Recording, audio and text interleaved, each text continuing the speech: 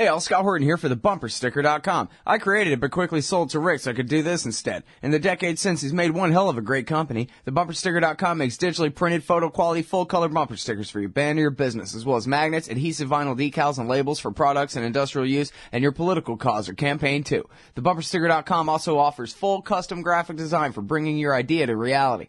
Let the bumpersticker.com help you get the word out. That's the bumpersticker.com at the bumpersticker.com. And tell them you heard it here. All right, you guys, welcome back to the show. I'm Scott Horton. This is my show, The Scott Horton Show.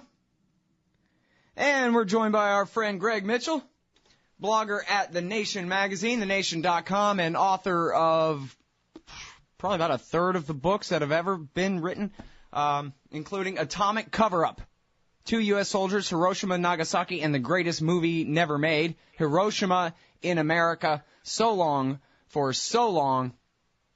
Oh, wow. Who Owns Death, Capital Punishment, The American Conscience, and the End of Executions? Now, that's interesting. Co-written with Robert J. Lifton. Very interesting there. And then, what am I missing here? Hollywood Bomb, The Unmaking of the Most Important Movie Ever Made. All at Amazon.com under the name Greg Mitchell. Welcome back to the show. Greg, how are you? Hi, Scott. Happy to be here. Very good. Very happy to have you here. So, who's this Harry Truman fellow, and why is he going around throwing nuclear bombs at people? Well, we're marking the 68th anniversary tomorrow. It actually is tonight. It happens tonight in Japan time, and it's it's the 68th anniversary. I've been writing about it for over 30 years. Apparently, not with a lot of effect. By some measures, but I've been writing about it in articles and 3 books, and I used to be the editor of Nuclear Times. I went to Hiroshima and Nagasaki for a month on a journalism grant. So it's been something I return to every year, especially at this time. Not only at this time, but especially at this time. So I write dozens of articles and op-eds and continue to write books about it and so forth. So I guess it's one of my life's works. Yeah, right on. I think that you're making a mistake in downplaying the effect that your work on this subject has had. After all, there's just really not that many different writers working on revisionist history of the nukings, and I don't know what exactly the poll numbers are, but there are a lot of people who their gut tells them that something ain't right about that, and it's very important that they have somewhere to go to find out that actually they're right. It didn't have to be. No, I agree. I think it's worth doing. We saw. In fact, I have a piece up at The Nation now, my interview with Oliver Stone about his recent Showtime series, which one of the, I guess, 8 or 10 episodes was about the dropping of the bomb and, a critical view of it. And, he said, I don't know how much my writing had to do with it, but he did say that until not too long ago, he was one of the, I guess, majority in the U.S. anyway, who always supported the use of the bomb or felt Truman had no alternative, ended the war, and so on and so forth. So certainly, let's say, revisionist writing of the past 2 decades had a big effect on him and on many others. Polls continue to show that most Americans still back the dropping of the bomb. It's come down maybe a little bit. But, it's sort of like you mentioned capital punishment and my book on that. It's much like that in that you go to the rest of the world, and literally almost everywhere in the world, people are opposed and governments are opposed to capital punishment, and they are critical of America's use of the bomb. And, of course, the precedent is set, and, of course, the U.S. gets on its high horse now and says, no one else should have the bomb or use the bomb or anything, but every president, every top political leader, vast majority of media, the pundits, all continue to support the use of the bomb then. So it's sort of like, do what I say, not what we do. Right. Well, and the thing of it, too, is, as long as the theory goes more or less unchallenged about why it was necessary then that opens up the possibility that it could be necessary at some point in the future. It's like we've drawn a line in the sand, basically. And we've, the only 2 examples of using the bomb were by us. And we've tried to say, and of course we've seen pundits and leaders say this all the time. They say, "Well, never again," or "This was a unique set of circumstances in 1945." Well, what we claim to have done, even though there's a lot of doubt about that now, we used the bomb to try to end a war and save American lives. And of course, we've been in numerous wars since then, and other wars around the world involving other countries. And so it's far from a unique situation where someone has a super weapon, or thousands of them that they say, well, let's just use them against cities as terror weapons, and to produce an end to a war, end to a conflict, to get rid of a problem. So it really, yes, of course, it was sort of unique. World War II will always be have a lot of uniqueness to it, but it's certainly not unique that you get involved in a long, nasty war and you're tempted to end it taking extreme measures. Of course, I'm sitting here saying something smart with my mic off.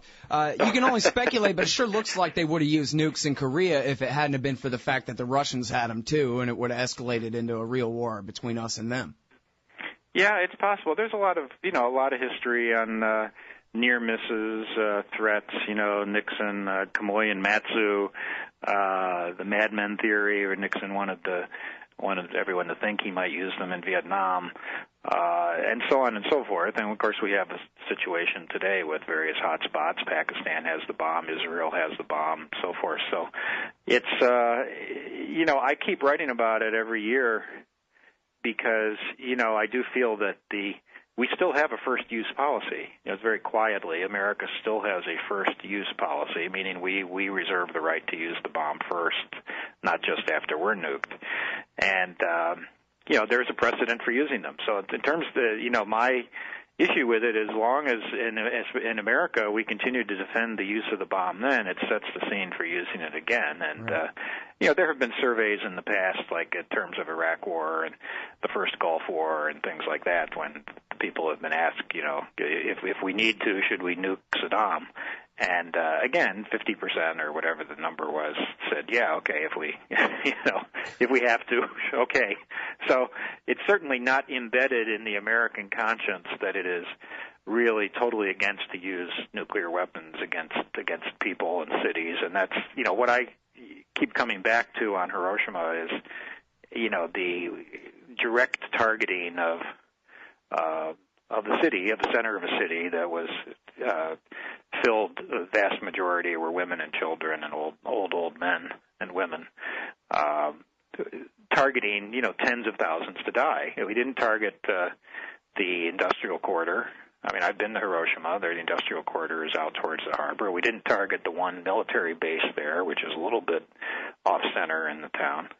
We dropped it directly over the center of the city so that we could cause as much death and destruction as possible. And, it doesn't bother some people, I guess, but it sort of bothers me, and I think sets a very bad example for the future. Mm. Well, now, I don't blame you, Greg. You should stop saying we. It wasn't we. It was Harry Truman and his Secretary of War Stimson and virtually no one else in the entire cabinet or his military advisors or anything. It was those two who decided to do this. Yeah, it was the whole group. It was a large group. Secretary of State Jimmy Burns was perhaps the most hawkish on it. Oh. But as I bring out every year in articles, and I've done again in the last couple weeks. Most people don't know that General Eisenhower, who was head of the war effort in Europe, told Truman or his aides before we dropped the bomb that he was against it, that it wasn't necessary, and he wrote about it later in his memoirs. Admiral Leahy, who was Truman's chief of staff and was the top-ranking military officer in the entire war, as Truman's sort of combination chief of staff, joint chiefs head. He was against the bomb, told Truman that beforehand. General MacArthur, head of the war in the Pacific, said he was against the use of the bomb. He didn't even know about it. He wasn't even brought into the discussion, but he said that if he had been, he would have been against the bomb. So that's three pretty top people. Of course, we could then get into the atomic scientists who were against it. great numbers of them who helped, work on the bomb and so on and so forth. But even, you know what, the morality, Einstein's letter aside and all that, the military commanders are saying we don't need to do this. What about Nimitz? He was against it too, wasn't he? Yeah, there was a great. I mean, I don't know if he took account whether a majority were against it, but the fact that that some of the top people and some of the few people who knew about it in advance, it wasn't like Sunday morning quarterbacking. It wasn't like Eisenhower saying after the bomb was dropped, after so many died, after it helped spark a arms race, and then the Eisenhower 10 years later says, "Oh, maybe we shouldn't have done it." That's not the way it happened. That's not what happened with Leahy either. So these are not Monday morning quarterbacks, So I mean that doesn't prove that it was wrong. That doesn't prove to most people it was wrong. But when people learn about that, it does change some minds, and it's another reason that really the focus. I mean, you mentioned I've done 3 books on the subject, and actually each of them are about the cover-up after the bomb. I've not done a book that's strictly about the decision to use the bomb. I've written a lot about it, but my books are all about what you might call the cover-up in America, and so it has to do with how images, film footage was censored.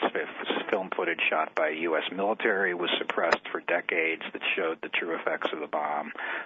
You mentioned my latest book, Hollywood Bomb, which is about how MGM tried to make an epic drama, the first movie about the bomb, a real Hollywood spectacle, you might say. But it started out as inspired by the scientists and was the first scripts, and the whole motivation was to have a warning about the bomb and to be critical of the decision to drop the bomb and the warning of an arms race and the warning of so much that came about. And this was in 1946.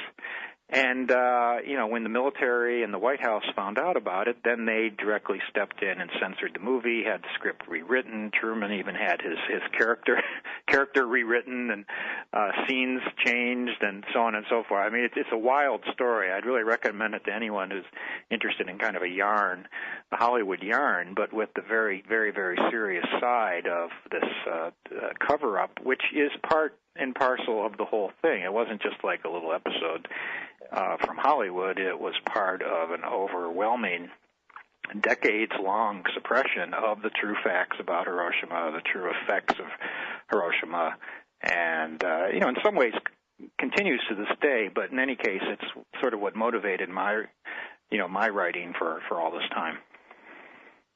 The cover-up. It was George Weller who was the first reporter in there, and the Army censored all of his, thousands of pages or hundreds of pages worth of reporting out of Japan, right? Well, he was the first reporter into Nagasaki. Wilfred Burchett is famous for getting into Hiroshima, and he had to take incredible measures to get his story out. And I'm sorry, what was his name? The first into Hiroshima? Wilfred Burchett. Mm-hmm. He was Australian, and he got the story out from Hiroshima, a few weeks later via London. But George Weller was a Chicago newspaper reporter who managed to get to Nagasaki, and he filed several lengthy stories via MacArthur's office in Tokyo, thinking, okay, they're going out, they're going to be published, and they were suppressed and disappeared for decades. It was really just the last 5 years, 10 years, where his son sort of found them and published them, but they were missing for 60 years, I guess. Yeah. So that's what happened. But even beyond those two, there were reporters routinely, and again I've shown this in my books. Reporters routinely got to those cities and filed stories that were either not published or they practiced self-censorship. They went to the hospitals and they saw Japanese dying of radiation disease, which was a new thing then. People wanted to believe that this was just a bigger bomb. That was what it was really about, right? Was covering up the radiation sickness? Yeah. Well, that, and also the fact that 95% of the victims were civilians. And in some ways, it didn't matter how they died. The fact they died horribly didn't help. Some were incinerated, some were just ghastly burns, some were blown apart, some had lingering injuries. Many died of radiation soon or over years. And of course, the radiation thing was sort of the extra, the new dimension of horror, and so it was important to cover that up. So you had reporters who would witness this, and then they either practiced self-censorship or were actively censored. And so that story, although it did come out to some extent, partly because of foreign reporters, it wasn't totally suppressed, but that was another example. I mentioned images, photos, film footage shot by U.S. military that showed the full effects that was suppressed for decades. So it was, it really was a great or not so great American cover-up. Yeah. Well, now, Harry Truman was asked at one point, I guess years later, well, how come you didn't nuke them a third time? Because I guess they were still delaying a little bit before the surrender. And he said, we thought about it, and I think maybe they didn't even have enough nukes at the time. But anyway, his answer was, we thought about it, but then I thought, man, all those kids. Yeah, well, I've got that in the book. Basically, the bombs, and again, it's when you read what actually happened, you may feel on the one hand that, well, we wanted to end the war was horrible, and and people died all over the globe, and so many had died, and this was just another terrible episode. But when you read the sort of the cold-blooded, thoughtless drive to use this weapon almost without thinking, we produced basically 3 weapons. The first 2 were ready by the end of July, and Truman basically put it on autopilot, or we call it the assembly line.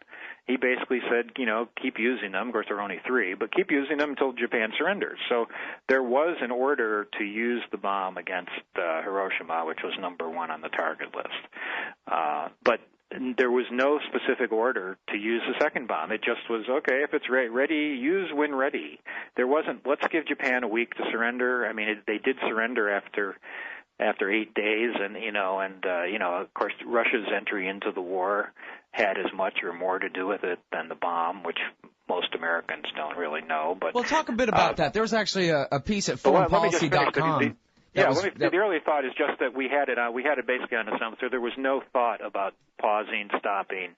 We just went right into Nagasaki, and there are many Americans who are okay with Hiroshima, but think Nagasaki was a true war crime.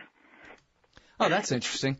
I guess I never really saw the discrepancy between the two of them. But can you talk a little bit more about the Stalin's entry into the war against Japan and right. what effect that had and how that changed the situation in D.C. at the time?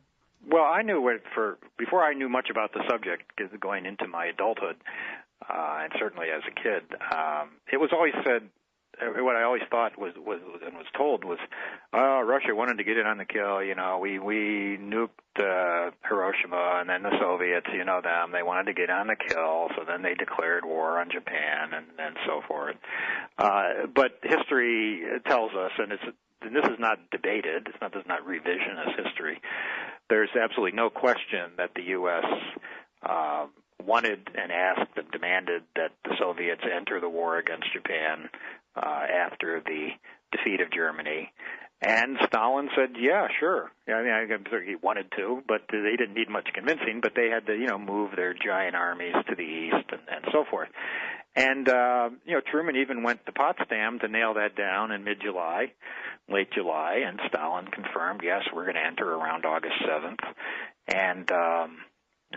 And of course, what was felt, Truman even wrote in his diary, "Finny Japs when that occurs." He was well aware that the Japanese, because of their history, feared the Russians more than any other nation. Japan was already sending out surrender feelers, peace feelers, via Russia, who they thought was going to stay out of the war. Japan already recognized it was defeated. It was a matter of what terms they could surrender on. And the entry of the hated, dreaded Soviets not only would guarantee full defeat, it would guarantee a full occupation of Japan by the pillaging, raping Russians, I guess, in their view. And so, as Truman noted himself at Potsdam, "Finny Japs when that occurs." So he was well aware that the Soviet entry into the war would produce a surrender in fairly short order. Now, we don't know exactly how short or on what terms, but there was no question and that's why, exactly why Eisenhower and Leahy and MacArthur and others felt the bomb was unnecessary, because with the Soviet entry, if there ever was any doubt about Japan surrendering before a U.S. invasion, that was taken care of with the Soviets entering. So it's just a matter, would they surrender in days or weeks or whatever? And so that's sort of the largely untold for most people story. And of course, the Russians did attack Japan on August 7th as planned. They had nothing to do with our dropping the bomb. And the Japanese surrendered a week later. Now, that's where you get into the interesting debate. Did the Soviet entry spark the surrender more than the bomb, just as much as the bomb, not as much as the bomb?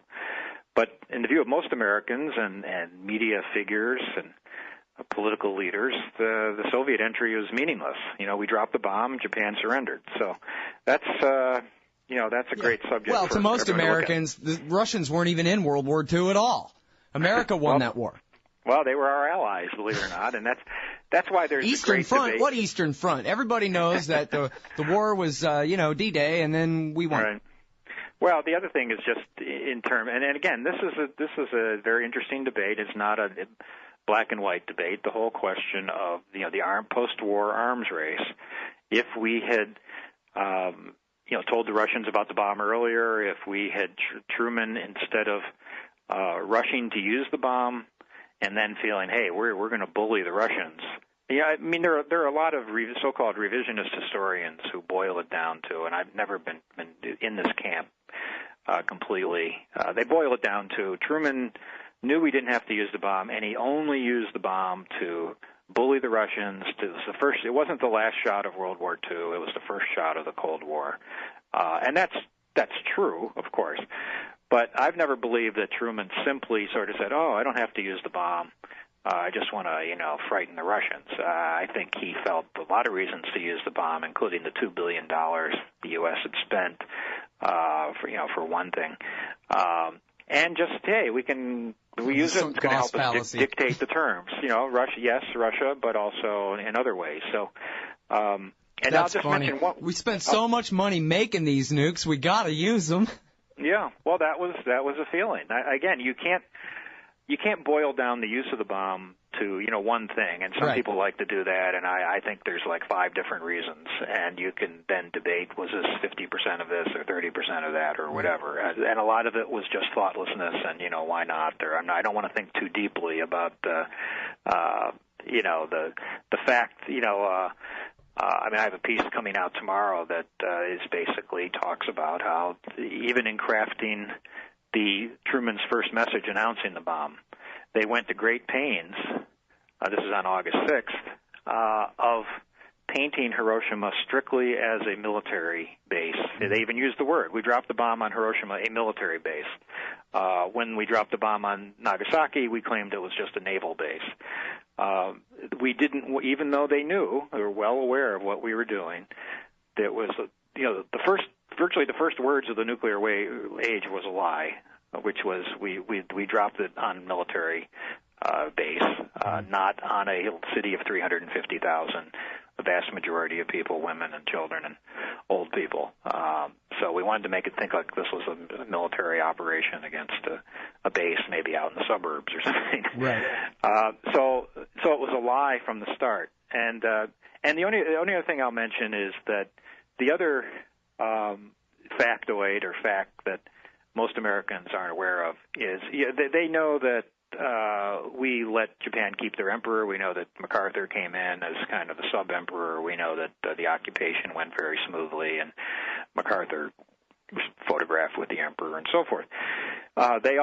Most Americans also oddly will say, yes, we dropped the bomb and got unconditional surrender, because that's how Truman pictured it. But in fact, it was conditional surrender because they kept the emperor, and there's a great deal of research which indicates, and again, this was cited by many of these military figures, that if we had, we refused to let them keep the emperor before. When we sent out our terms we said unconditional surrender, don't even ask about the emperor. Once we dropped the bomb, oddly, we said, hey, well, you can keep the emperor.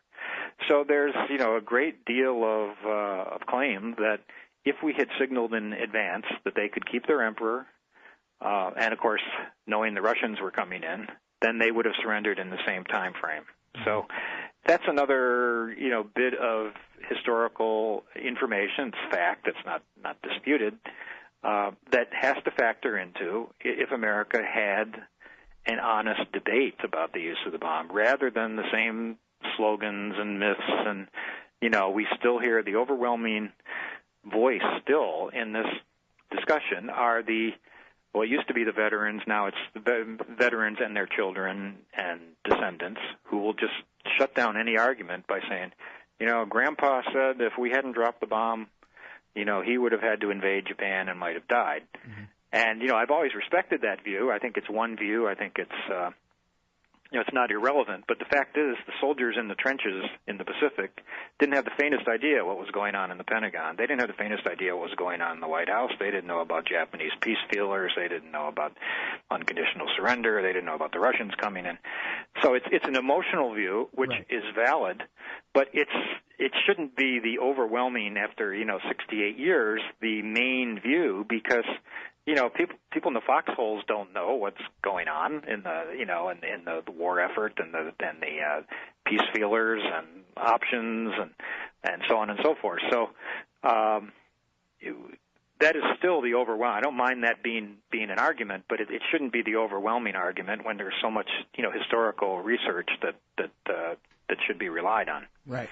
And now we're real short on time here, but I just wanted to mention that historian Ralph Rako points out in his book, or in his article, Hiroshima and Nagasaki, that George H.W. Bush, I think this is the highest number I've ever heard, George H.W. Bush, the first President Bush, claimed that 1 million American soldiers would have died, which right. That's the highest number ever. But everybody loves to just throw around whatever made-up number they want. And, of course, as you say, always just accepting the premise of unconditional surrender without questioning it for even one moment. And then they just make up whatever number of Americans would have had to die invading, as a number high enough that it sounds good to them, justified to them, and then they just leave it at that. Yeah, well, those figures starting about 20 years ago were completely debunked, totally exaggerated, even for an all-out invasion. And the point we make, and I make in my books, particularly Atomic Cover-Up, was that yes, we had an invasion plan for, the end of November. It might not have even happened until early 46.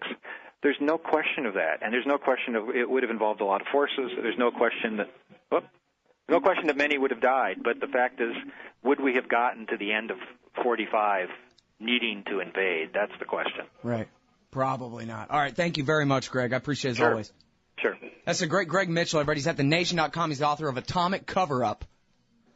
And a bunch of other ones, too, and I just had it in front of me. Hollywood Bomb.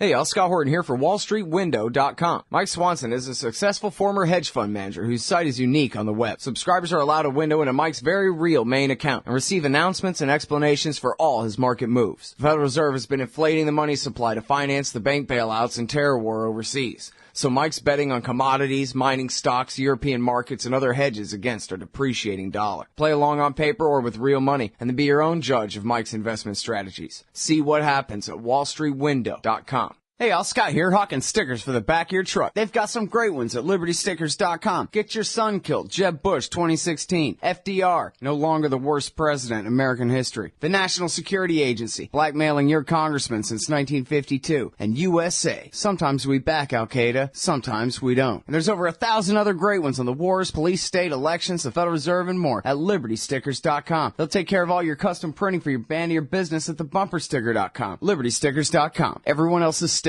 suck. Hey, you own a business? Maybe we should consider advertising on the show. See if we can make a little bit of money. My email address is scott@scotthorton.org. Hey, all, Scott Horton here for the Council for the National Interest at councilforthenationalinterest.org. Aren't you sick of the neocons and the Israel lobby pretending as though they've earned some kind of monopoly on foreign policy wisdom in Washington, D.C.? These peanut clowns who've never been right about anything? Well, the Council for the National Interest is pushing back, putting America first, and telling the lobby to go take a hike. The empire's bad enough without the neocons making it all about the interests of a foreign state. Help CNI promote peace. Visit their site at councilforthenationalinterest.org and click Donate under About Us at the top of the page. That's councilforthenationalinterest.org. Hey, y'all, Scott Horton here for Rocky Mountain Miners at RockyMountainMiners.com. Ever wanted to destroy the Federal Reserve System? Now's your chance. New free market currencies are making our fake government money a thing of the past, and good riddance. If you want to mine new bitcoins and litecoins into circulation, you need a computer set up to crack the codes to the new coins. Get the Prospector from RockyMountainMiners.com. It's ready to do the work right out of the box. Crack the equations, spend the money. Use promo code Scott Horton Show and save $100. Get all the info and get the Prospector at RockyMountainMiners.com.